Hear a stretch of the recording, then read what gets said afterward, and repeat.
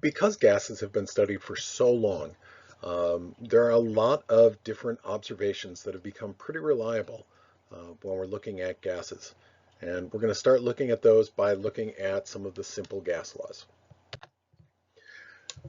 So why do we call these simple? So first of all, simple doesn't necessarily mean easy. It just means that it's not a complex model or complex gas law. So there are a lot of things about gases that we can fairly easily measure, things like pressure and volume and amount and temperature. When we're working with a simple gas law is one that's only allowing two of those to be variables. The rest of them are held constant.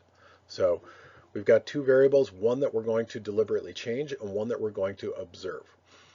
These gas laws, as I said, are laws. What is a law in science? A law is a statement of an observed phenomenon that's been reliably and repeatedly observed. So laws are things that describe what happens. Laws don't really explain why things happen. So laws are things that are reliable, things that that have been observed enough that we can trust that they're going to happen in a predictable way based on those previous observations. So let's start with amount and volume. First of all, volume is a really good variable for us to have here because the volume of a gas, unlike a solid or a liquid, the volume of a gas can vary quite a bit. So it's a good property for us to explore. So what about amount and volume? This one sometimes isn't even really included because it seems so obvious. The volume of a sample of gas is directly proportional to the amount of gas particles in the sample. More stuff takes up more space. Seems pretty straightforward. But we're going to start with this one just to get us moving. So volume is proportional to N. N is number of moles. Proportionalities are great concepts. They're a little hard to use when we're working with actual numbers, so we're going to convert that to an equality. To convert a proportionality to an equality, we need to add a constant. So we've got our constant K. Volume is equal to K times N. But that K can have a lot of values depending on properties, right? We're keeping temperature and pressure the same. So for every possible combination of temperature and pressure, we would need a different K. That's not too convenient. But when we're doing simple gas laws, it's usually more convenient or more likely that we can use a comparative form. So mathematically, we can convert this linear form into a comparative form. V1 over N1 equals V2 over N2, where the 1 and 2 just refer to two different sets of conditions. So we're going to see these comparative forms a lot, and they're actually really, really handy to use. This one, where we're comparing amount and volume, is Avogadro's law. So let's look at an example. A sample of gas contains 7.384 grams of helium, has a volume of 34.915 liters under some set of conditions. If 2.483 grams of helium is removed, what's the new volume, assuming all other conditions are held constant? So this is one of the few places where the identity of the gas is actually important. Because if we're measuring out grams of helium, in order to get to moles, I need to know the molar mass of helium. So in this case, identity is important, but once we get to moles, identity is no longer important. So let's convert that to moles. Down here, we're plugging into V1 over N1 equals V2 over N2. 34.915 is V1. 7.384 grams divided by 4.03003 grams per mole gives us moles. There's my N2. The other little trick here is make sure you're using what actually exists in the problem. Oftentimes people just plug this number in. This is not the number that remains. This is the amount that was removed. So we started with 7. We removed 2.5. We need to do that subtraction to give us how many grams remain, convert that to moles, solve for volume, and you should come up with 23.17 liters. What about pressure and volume? Pressure and volume, again, think about that one. If I've got a sample of a gas and I increase the pressure on it, what's going to happen to the volume? Well, it's going to get smaller. So the volume of a sample of gas is now inversely proportional to the pressure of the sample. As pressure goes up, volume goes down. Or as volume goes up, pressure goes down. Inversely proportional. So V is proportional to 1 over P, inverse proportionality. We can change that to an equality with a constant. We can then get to that comparative form, V1 P1 equals V2 P2. This is Boyle's law. So looking at an example, a sample of gas is at a pressure of 1.362 atmospheres and has a volume of 12.924 liters under some set of conditions. If the volume is increased to 27.387 liters, what's the new pressure, assuming all of the conditions are held constant?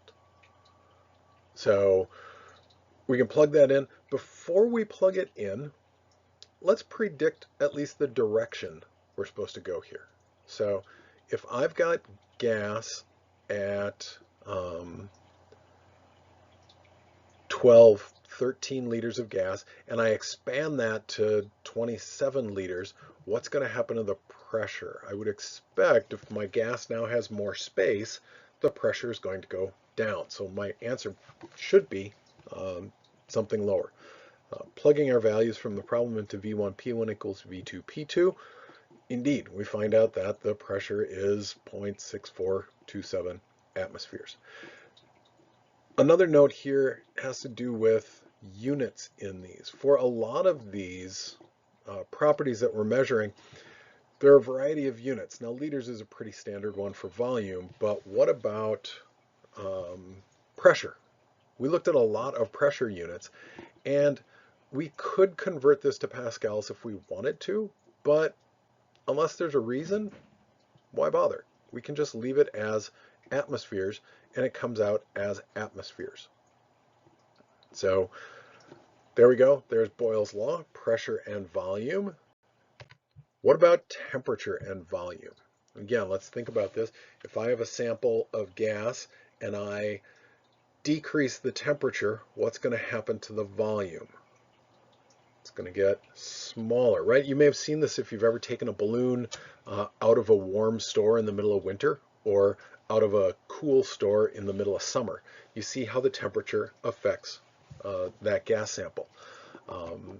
So the volume of a sample of gas is directly proportional to the temperature in kelvins of the sample. And this is the one we've got to keep an eye on, because now we're looking at a sample of gas and we need to use an absolute temperature unit. We can't use relative or arbitrary temperature units like Celsius and Fahrenheit because in Celsius and Fahrenheit, 0 is just a number that's sort of arbitrarily positioned for us. When we're in kelvins, 0 is actually 0. So always use kelvins when you're using temperatures in gas law problems. So here's my proportionality. Volume is proportional to temperature. Make it the linear form. Get that to a comparative. V1 over T1 equals V2 over T2. This is Charles' law. So a sample of gas has a volume of 47.627 liters at 34.18 degrees C. What's the volume of the gas if the temperature is lowered to 2.87 degrees C, assuming all other conditions are held constant? So plugging in, and here we can really see where this is going to matter, because converting these to Kelvin and plugging in, we get 42.775 liters. If you plug these in directly as the Celsius temperatures, you're going to see a huge change because of where 0 is arbitrarily set. So 47 down to 42, that's a reasonable change, but it's not incredibly large. If we did this in Celsius, first of all, it would be wrong, but second of all, if you just plug those numbers in, you'll see that it gets to be an absolutely ridiculously small number for the volume. So make sure you're always converting temperatures to Kelvin when you're doing any sort of a gas law problem. Now, I said we were looking at simple gas laws that just have two variables. It turns out an awful lot of experiments look at three variables, temperature, pressure, and volume all at the same time. So because of that, we can make sort of a combination of Boyle's and Charles' law that we call the combined gas law that has volume proportional to temperature divided by pressure. Work our way through to get that comparative combined gas law. V1 P1 over T1 equals V2 P2 over T2. And now we can work with some more realistic problems. If you think about it, holding temperature constant it might not be that hard, but it's nice if you don't have to. Holding pressure constant, there are ways to do that, but it's easier to let it change. And volume, working with gas samples, holding volume constant can lead to explosions. So we've got to be a little careful there. So combined gas law, we've got a balloon. This is a perfect balloon problem. A 3.618 liter balloon is filled with helium at 1.0038 atmospheres pressure and 25.67 degrees C. The balloon is released and rises to an altitude where its volume is 4.182 liters and the pressure is 0.9173 atmospheres. What's the temperature at this new altitude or new elevation altitude?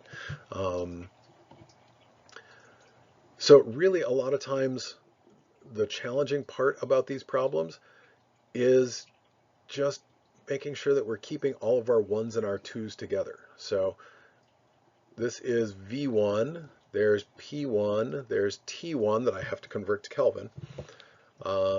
There's V2 and P2, so I plug all those in, including my X here for the temperature, and solving that out, we get to a new temperature of 42.49 degrees C.